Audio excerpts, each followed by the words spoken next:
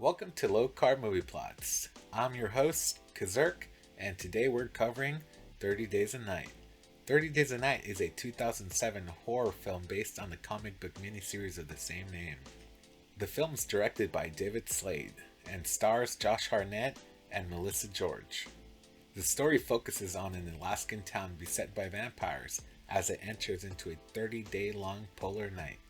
30 Days a Night was originally pitched as a comic, then a film, but was rejected.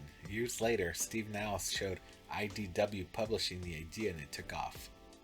The film was produced on a budget of $30 million. Now to the plot.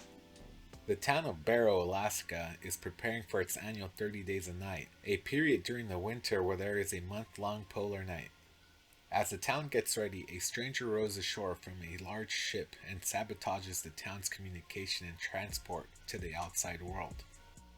Barrow Sheriff Eben Olson investigates and also learns that his estranged wife, Stella, missed the last plane out of town and must stay the 30 days.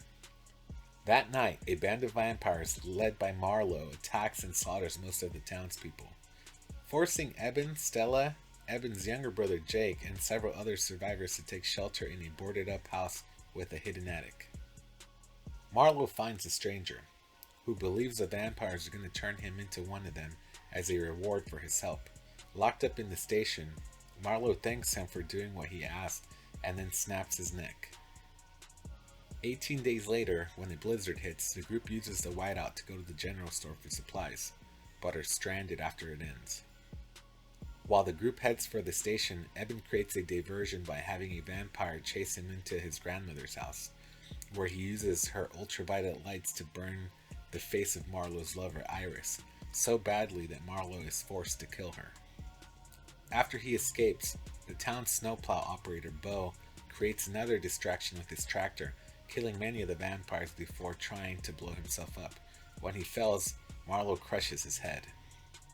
Eben arrives to the station, where he is forced to kill Carter, who has been bitten and is turning into a vampire. 2 weeks later, Stella and Eben see Deputy Billy, signaling them with the flashlight and bring him back to the station, after finding out he killed his family to save them from a more painful death. The trios find the others have made it for the Utilidor, a powerful sewage treatment station that still has power, and head over there but are separated after Stella saves Gail Ribbons, a young girl whose family was slaughtered by a vampire named Zurel, who was stalking her. Eben and Billy make it to the Utilidor but are attacked by Arvin, who bites Billy. Billy knocks Arvin into a heavy-duty shredder, and in doing so grinds his own hand into a stump by accident, before being killed by Eben because he's starting to turn.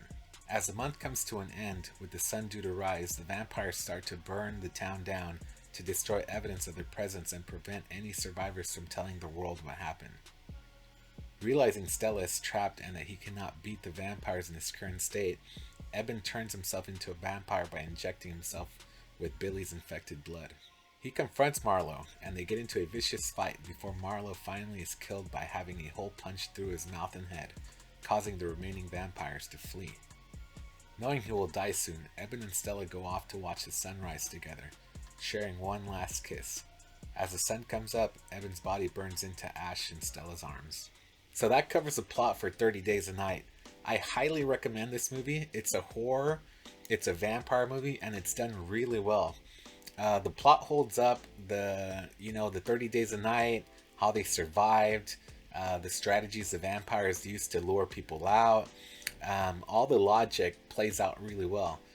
So it's a really good movie. I literally give it like a 10 out of 10. I mean, really, there's nothing wrong with it. And it's true vampires in the gory, ugly sense.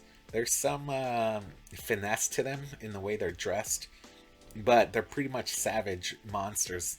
So if you like vampire movies, you like horror, and you like just a good story, this is a good movie to watch.